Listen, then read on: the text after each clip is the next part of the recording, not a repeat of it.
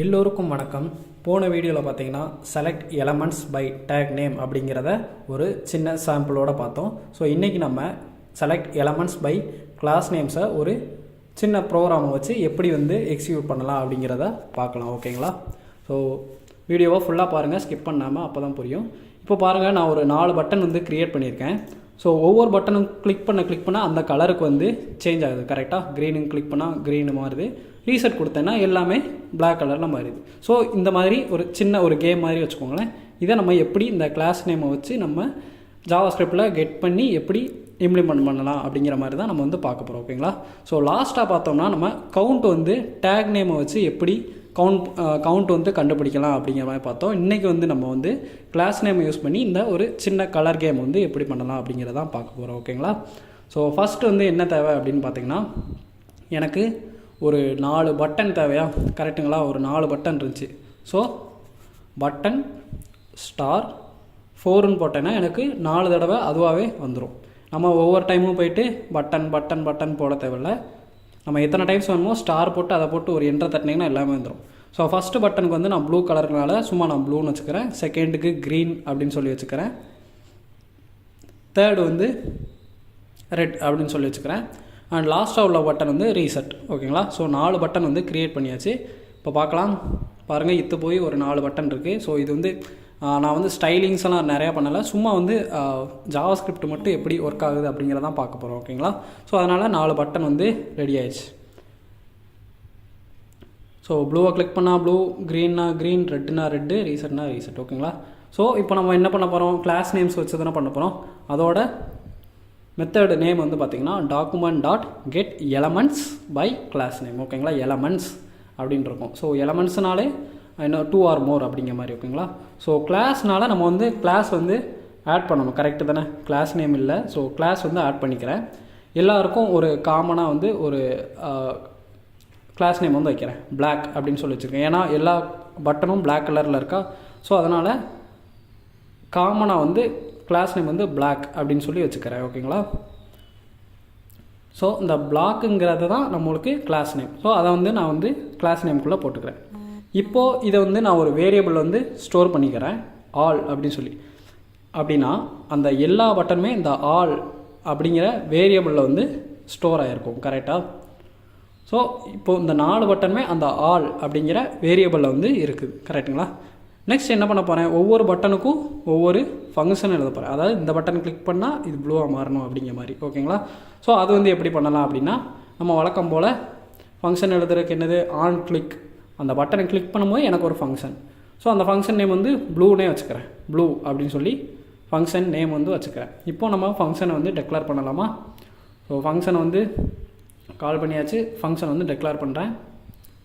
Function blue அப்படின்னு சொல்லி போட்டுக்கிறேன். இதில் என்ன பண்ணணும் அப்படின்னு நினச்சிங்கன்னா, கிளிக் பண்ணிவிட்டு இந்த ஃபங்க்ஷனுக்குள்ளே வருது. அந்த பட்டனோட பேக்ரவுண்டை மட்டும் நான் சேஞ்ச் பண்ண போகிறேன். ஸோ சரிங்களா? ஃபஸ்ட்டு உள்ள பட்டனோட பேக்ரவுண்ட் மட்டும் சேஞ்ச் பண்ண போகிறேன். ஸோ அதை என்ன பண்ண போகிறேன்? அதை கெட் பண்ணுறேன். அந்த பட்டனை கெட் பண்ணுறேன் first. So get elements by class name. நீங்கள் ஐடி யூஸ் பண்ணி சும்மா ஐடின்னு போட்டுட்டு ஐடியை வச்சும் நீங்கள் கெட் பண்ணலாம். ஓகேங்களா? அதுவும் பிரச்சனை கிடையாது. நான் இது ஃபுல்லாகவே கிளாஸ் நேம்னால கிளாஸை வச்சு பண்ணிக்கிறேன். இப்போது நான் கிளாஸ் நேம் பிளாக் அப்படின்னு சொல்லியே கொடுத்துருக்கேன். ஸோ இதை ஜாவாஸ்கிரிப்டில் ஸ்டைல், அதாவது சிஎஸ்எஸ் எப்படி பண்ணலாம் அப்படின்னா, டாட் போட்டு அப்படியே எழுதிட்டேங்க வரும். ஸோ ஸ்டைல்னால டாட் ஸ்டைல், பேக்ரவுண்ட் கலர்னால பேக்ரவுண்ட் கலர். அந்த ஹைஃபன் வரும் சிஎஸ்எஸில்.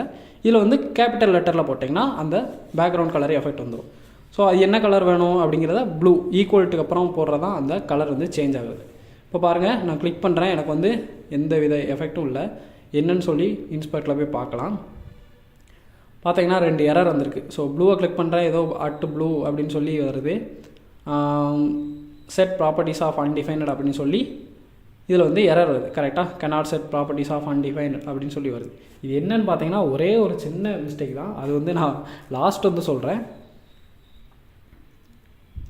இப்போது இது நம்ம கெட் பண்ணிட்டோம். ஆனால் என்ன எரர்னு உங்களுக்கு கண்டுபிடிக்க முடியல. கரெக்டாக? அதனால் நான் என்ன பண்ண போகிறேன் அப்படின்னா, இதை கன்சோலில் போட்டு பார்க்கேன். கன்சோலில் போட்டு பார்த்தா ஏதாவது சின்ன க்ளூ கிடைக்குதா அப்படின்னு சொல்லி பார்க்கலாம். கன்சோலில் போய் பார்க்கேன். கிளிக் பண்ணுறேன், அதே எரர் தான் வருது. ஸோ நம்மளுக்கு வந்து ப்ராப்பர்ட்டிஸ் வந்து செட் பண்ணலை அப்படின்னு சொல்லி வருது. ஏன் அப்படின்னு பார்த்தீங்கன்னா எல்லாமே பாருங்கள் கிளாஸ் வந்து பிளாக்குன்னு இருக்குது. எனக்கு வந்து பட்டன் மட்டும்தானே எனக்கு வந்து கெட் பண்ணணும். ஸோ பட்டனுக்கு வந்து நான் என்ன பண்ணுறேன்னா ப்ளூ அப்படின்னு சொல்லி இன்னொரு கிளாஸ் நேம் வந்து ஆட் பண்ணுறேன். ஓகேங்களா? ஸோ இந்த இடத்துல வந்து என்ன ஆகும்னா ப்ளூ அப்படிங்கிற பட்டன் மட்டும்தான் இங்கே வந்து ஃபெச் ஆகும். புரியுதுங்களா? ஸோ இப்போ ப்ளூன்னு போட்டுக்கிறேன். இப்போ போயிட்டு ரெஃப்ரெஷ் பண்ணி பார்க்குறேன். கன்சோலில் போய் கிளிக் பண்ணுறேன். அதே எரர் தான் வருது, ஆனால் சேஞ்ச் ஆகிடுச்சு. கரெக்டுங்களா? அந்த பிளாக்ன்றது இப்போது ப்ளூன்னு வந்து இங்கே சேஞ்ச் ஆகிடுச்சு. ஸோ அதனால் எல்லாமே நான் வந்து ஒரு ஃபங்க்ஷன் எழுதிக்கிறேன். எல்லாத்துக்குமே நான் வந்து ஒரு சின்ன மிஸ்டேக் தான், அது வந்து மிஸ்டேக்குன்னு இல்லை, அது ஒன்று ஆட் பண்ணால் வந்துடும். நான் அது வந்து எதுக்குன்னு வந்து லாஸ்ட்டு சொல்கிறேன். ஓகேங்களா? ஸோ ஒவ்வொரு இதுக்கும் ஒவ்வொரு ஃபங்க்ஷன் எழுதிட்டேன். 4 ஃபங்க்ஷன் வந்து ரெடி ஆயிடுச்சு. அண்டு கிளாஸ் நேமும் 4க்கும் ஒவ்வொரு கிளாஸ் நேம் வந்து எக்ஸ்ட்ரா ஆட் பண்ணிக்கிறேன். ஸோ அந்த எல்லாம் கன்ஃபியூஸ் ஆகாமல் இருக்கிறதுக்கு அதே நேமே நான் வந்து யூஸ் பண்ணிக்கிறேன். ஸோ லாஸ்ட் வந்து நம்மளுக்கு எதுவும் தேவையில்லை, ஏன்னா பிளாக்காகவே இருக்கட்டும் அப்படின்னு சொல்லிட்டு ஒரே ஒரு இது மட்டும் போட்டுக்கிட்டேன், பிளாக்னே இருக்கட்டும் அப்படின்னு. இப்போ இதை கமெண்ட் பண்ணிவிட்டேன். இந்த இடத்துல என்ன பண்ணுறேன்னா ஒரு இண்டெக்ஸ் ஆஃப் 0 அப்படின்னு சொல்லி ஆட் பண்ணுறேன். ஓகேங்களா? இது எதுக்குன்னு சொல்லி நான் லாஸ்ட் சொல்கிறேன். இப்போ பாருங்கள் கலர் வந்து சேஞ்ச் ஆகுது. ஆனால் க்ரீனை கிளிக் பண்ணுறேன், எரர் வருது. மற்ற எல்லாமே பாருங்கள் ரெட்டாக கீழே வந்து காமிக்குது. ஸோ என்ன ஆகுது அப்படின்னு பார்த்தீங்கன்னா அந்த 0 இண்டெக்ஸ் ஆஃப் 0ன்னு நான் போட்டதுமே எனக்கு வந்து கலர் வருது. கரெக்டுங்களா? அது எதுக்கு அப்படின்னு சொல்லி நான் வந்து லாஸ்ட்டு கன்சோலில் உங்களுக்கு போட்டு காட்டுறேன். ஸோ அது மாதிரி நம்ம எல்லா கலரையுமே மாற்றிக்கலாம். ஃபஸ்ட்டு ஃபங்க்ஷன் ப்ளூக்கு அப்புறம் க்ரீன். ஸோ க்ரீனை போட்டேன், க்ரீனை போட்டாச்சு. அதுக்கப்புறம் அதை வந்து கெட் பண்ணணுமா? ஸோ document.getelementsbyclassname பின்ன அந்த கலர், அந்த கிளாஸ் நேம் இருக்குது பார்த்தீங்களா? ஸோ க்ரீன் போட்டாச்சு. .style .background color is equal to என்ன கலர் வேணுமோ அந்த கலர் க்ரீன் போடுறேன். ஓகேங்களா? க்ரீன் போடுறதுனால நம்மளுக்கு வந்து அங்கே க்ரீன் கலர் அப்படின்னு சொல்லி சேஞ்ச் ஆகும். ப்ளூ வேலை செய்து, க்ரீன் வந்து எரர் கட்டுது. ஏன் அப்படின்னா நான் வந்து இண்டெக்ஸ் ஆஃப் 0 வந்து ஆட் பண்ணலை. ஸோ இதுதான் அந்த ப்ராப்பர்ட்டிஸ் வந்து செட் பண்ணுறது, இண்டெக்ஸ் ஆஃப் 0. இப்போ பாருங்கள் க்ரீன் வந்து ஒர்க் ஆகுது. அண்ட் ரெட்டை கிளிக் பண்ணுறேன், எரர் வருது. ஸோ மீதம் 2க்கும் நம்ம வந்து எழுதலாம். இப்போது அந்த க்ரீனை வந்து நான் வந்து ரெட் கலரில் மாற்றி பார்க்குறேன். பாருங்களேன் என்ன ஆகுதுன்னு பார்க்கலாம். அந்த பேர் க்ரீனு தான் இருக்கும், ஆனால் உள்ள கலர் வந்து ரெட்டாக மாறும். ஸோ நம்ம ஈக்குவல்ட்டுக்கு அப்புறம் என்ன கொடுக்குறோமோ அதுதான் வந்து கலர். ஓகேங்களா? அதை மறந்துடாதீங்க. நெக்ஸ்ட் வந்து red function. So function red வந்து அப்படி நான் வந்து சேஞ்ச் பண்ணிக்கிறேன். ஸோ க்ரீனுன்ற இருக்கிற இடத்துல எல்லாமே ரெட்டுன்னு போட்டுக்கிறேன். ஸோ இப்போ ஒர்க் ஆகுதான் பார்க்கலாம். ப்ளூ, க்ரீன், ரெட் 3மே ஒர்க் ஆகுது. ரீசெட் பண்ணால் எனக்கு எல்லா பட்டனுமே எனக்கு கருப்பாக மாறிடணும், அதுதானே? ஸோ ஃபங்க்ஷன் ரீசெட் வந்து இப்போ எழுதலாம். Function reset.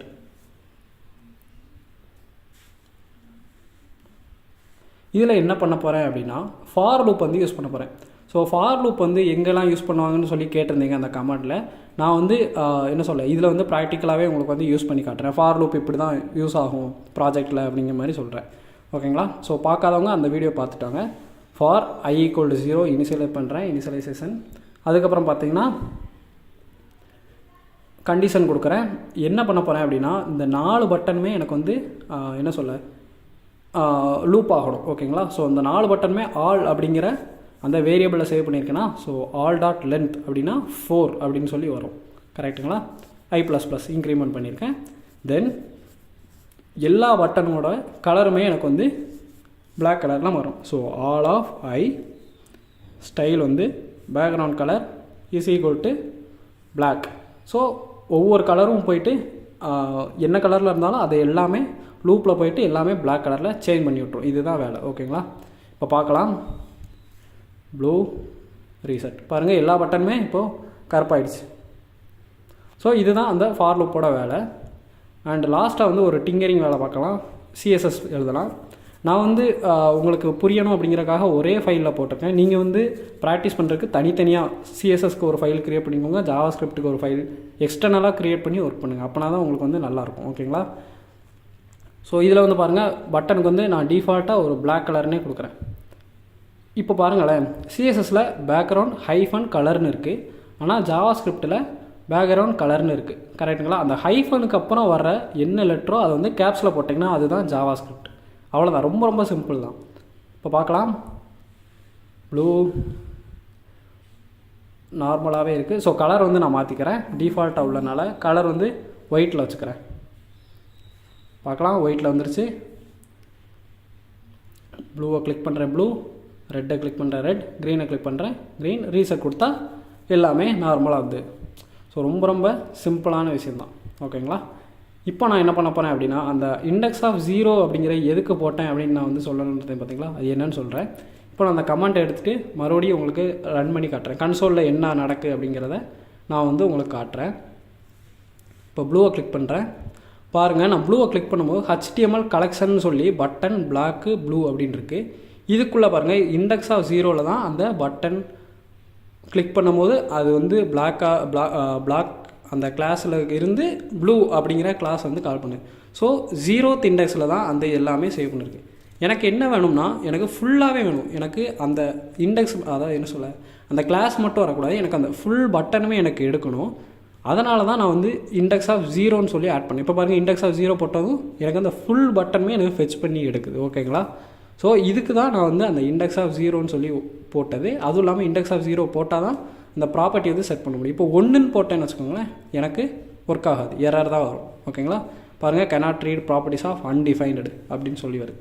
ஸோ நம்ம வந்து 0ன்னு போட்டால் தான் அந்த இதை வந்து ஃபெச் பண்ணி எடுத்துகிட்டு வரும். ஓகேங்களா? அதனால் நார்மலாக இண்டெக்ஸ் ஆஃப் 0 அப்படின்னு சொல்லி போட்டாலே நம்மளுக்கு வந்து ஆட்டோமேட்டிக்காக நம்மளுக்கு ஃபெச் பண்ணி எடுத்துகிட்டு வந்து கலர் வந்து சேஞ்ச் பண்ணி கொடுத்துரும்.